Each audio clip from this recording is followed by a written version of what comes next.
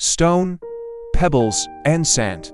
At the beginning of a philosophy class at a university, the professor stood with several seemingly hazardous items on his desk.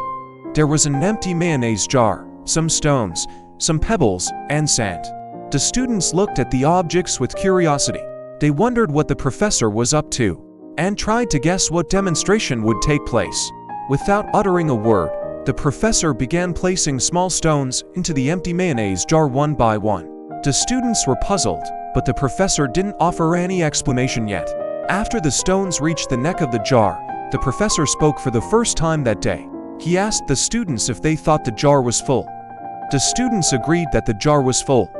The professor then took the pebbles from the table and slowly poured them into the jar. The small pebbles found gaps between the larger stones. The professor then gently shook the jar to allow the pebbles to settle into the gaps within the jar. He then asked the students again if the jar was full. And the students once again agreed that the jar was full. The students now knew what the professor would do next, but they still didn't understand why the professor was doing it.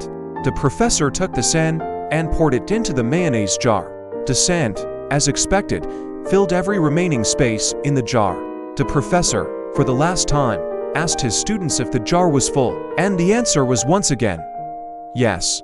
The professor then explained that the mayonnaise jar was an analogy for life. He equated the stones with the most important things in life, such as your health, your partner, your children, and all the things that make life complete. He then compared the pebbles to the things that make your life comfortable, such as your job, your house, and your car. Finally, he explained that the sand represents the small things that are not very important in your life. The professor explained that putting the sand first into the jar would leave no room for the stones or pebbles.